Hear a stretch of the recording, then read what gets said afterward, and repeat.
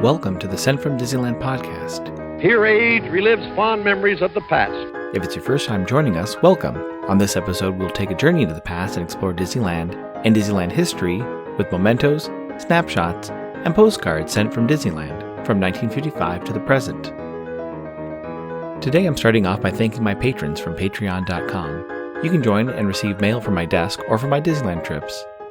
Special thanks to Random Olive, the first patron to this podcast, and to the e-ticket patrons Tania, Eric Daniels, Joe Gamble, Scott Booker, Monica Seitz Vega, Russ Romano, Michael and Christina Cross, Scott Cagle, and Sheila Harry. C-ticket patrons Serious Inquiries Only, Debbie Weinstein, Jennifer Schneep, Grace Coate, Brian Crawford, Ben and Noel Bruning, Patty Wolin, Angela Reynolds, and Aaron Moran. B-ticket patrons Jeff and Paige Orton, and Joshua, and Inexorable Tosh Bell.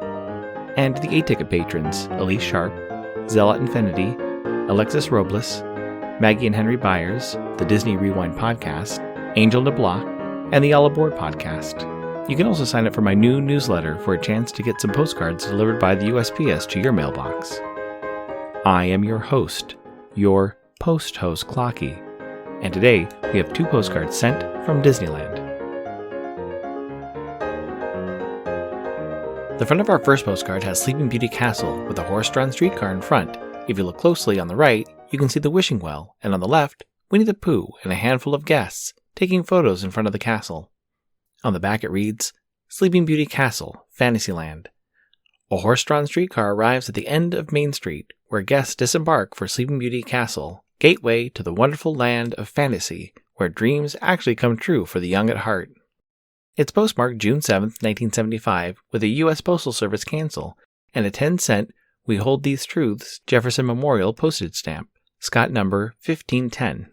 Let's assume they visit the park on Friday, June 7, 1975, when park hours were from 9 a.m. to 10 p.m. The weather was a high of 70 and a low of 50. It's addressed to Claire Harris of Los Angeles, California. It reads, 6/7/75. Nice to talk with you yesterday. Glad this 370 plus is 128, and hope it continues on a prayer-reducing diet. MBE are at Yosemite today, and are going to Redwood City tomorrow, so we are watering today and tomorrow. Hope to hit Yosemite 9 times this summer. By the time you get this, you should be about a sophomore. Love, M and D. This is near the end of the postcard series around this family. I'm not sure if they stopped sending postcards in 1975, or stopped going to Disneyland in 1975, or just ran out of Disneyland postcards in 1975. In any case, 1975 was Disneyland's 20th anniversary, and some notable guests visited the park, including the Emperor and Empress of Japan, and at the end of the year, Jimmy Stewart was a guest narrator for the candlelight procession and ceremony. When looking up information about Jimmy Stewart in Disneyland, I found a photo of Stewart in Fantasyland riding on a Mr. Toad car with his kids. I also came across an article by Hugh Feinberg on CinemaScholars.com about an Alfred Hitchcock movie script that had some scenes set in Disneyland.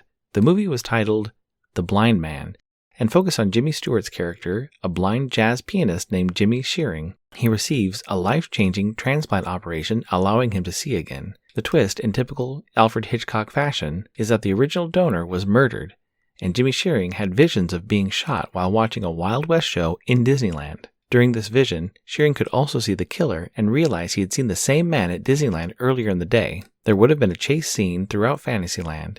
Then the 2 men, Shearing and the killer, would end up in Long Beach on the Queen Mary for the climax of the film. There were 2 issues with making this movie. 1 was that Jimmy Stewart had a very busy schedule, and 2, Walt Disney disliked Hitchcock movies. Specifically, Walt did not like Psycho, and forbid the movie to be made in Disneyland, probably after reading Hitchcock's quote saying the entire movie could be made in Disneyland.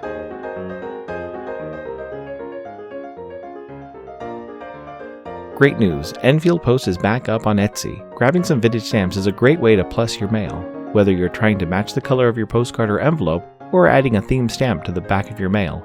Be sure to check out Enfield Post. You can head over to EnfieldPost.com and explore all the different vintage stamps you can use on your next card or letter. That's ENFIELDPOST on Instagram and EnfieldPost.com for your wedding and vintage postage needs. Enfield Post is the official postage stamp sponsor of the Sent from Disneyland podcast.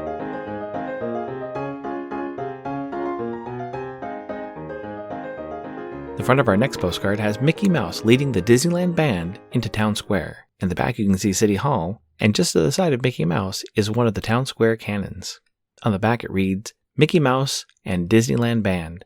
One of Disneyland's favorite characters, Mickey Mouse, generates excitement and activity as he leads the Disneyland Band to the Town Square on Main Street, where, under the direction of Vesey Walker, the band participates in daily concerts and flag ceremonies. It's not postmarked, but was dated July 18th with no year or stamp. Let's assume they visited the park on July 18th, 1966, when park hours were from 9 a.m. to midnight. The weather was a high of 84 and a low of 60. Park attendance that day was 35,522.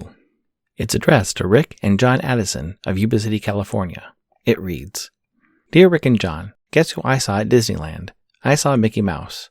It will be lots of fun to come home to all my friends. Your friend, Claire. This is the last and kind of a bonus postcard for this series, as it has a date but no year. I assume 1966 based on Claire's handwriting and some other postcards sent from this family. This postcard was sent to a neighbor, as the address resembles the other addresses on some of the earlier postcards.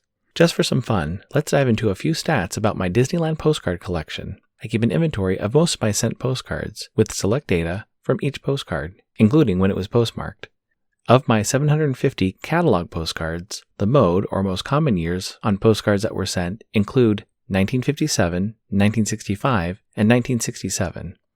The average falls around 1967, and the median year for postcards in my collection is 1966. I still have around 250 postcards to catalog. We'll see if that changes as I go along and collect more postcards. Recently, I picked up 60 postcards from an antique store and was happy to find some 1980s and a few 1990s postcards. That may affect the numbers and definitely add some variety to upcoming episodes. Also, I have postcards in other languages that I may need help translating or reading. I'll post photos and hopefully someone can help. This incoming postcard is sponsored by the Art Throwdown. Art Throwdown, or ATD, is an online craft hour on Instagram, starting at 9 p.m. Eastern, 6 Pacific. Be sure to check out Monday's ATD, which is usually hosted by paper artist Russ Romano. I've seen many amazing art projects, learned about awesome postmarks, postage stamp history, and a lot more on different episodes. It's great to stop in for an hour to watch someone craft or design something unique. Each host brings something a little different to each show. I'll list some of the regular hosts, or you can follow Russ Romano 2021 on Instagram. The front of my incoming postcard has the Disneyland mailbox located near Pooh Corner in Critter Country. In the background you can see 2 press penny machines. On the back it reads, Postcard Pals, Modern Disneyland Edition, 2022. There are over a dozen real functioning mailboxes in Disneyland, like this one outside of the Pooh Corner shop in Critter Country. Photo taken September 16th, 2022 by Shannon Lasky of Going To Guides. Visit goingtoguides.com today. It's postmarked November 29th, 2023 with a Santa Ana cancel and a 2 Sailboat Forever postcard postage stamp. Scott number 5747. It reads, 11/28/23. Dear Clocky, hope you are able to get down to Disneyland for the holidays. It's pretty magical. I love your real postcard matchups. Take care, Debbie. Thank you so much for the postcard, Debbie. We were at Disneyland at the same time. I just got back from my trip, and I did some more of the postcard matchup videos. What Debbie's referring to is when I lined up a photo or postcard from the past to what it currently looks like today. I posted one on my Instagram and one on my TikTok. I'll post some more in the new year. I'm getting together a handful of photos and postcards to take with me each trip. It's a fun way to see how much the park has changed or has not changed over the years. Thanks for listening to Sent from Disneyland. If you enjoyed this podcast, please subscribe and tell your friends. It would be helpful to share your favorite episode to a friend or on social media. There are over 200 to choose from. It would also help to leave a 5-star rating and comment on whatever podcast platform you use. If you'd like to support the show financially, please check out our Patreon page at patreon.com/sentfromdisneyland. You can find me on Instagram and Facebook at Sent From Disneyland, or on Twitter at Sent From Disney. For questions and comments, send me a postcard addressed to Sent From Disneyland, P.O. Box 44, Hood, California, 95639. This podcast is not affiliated with Disney, the United States Postal Service, or any post office or Disney properties. Opinions expressed on this podcast belong to its host and guests of the Sent From Disneyland podcast.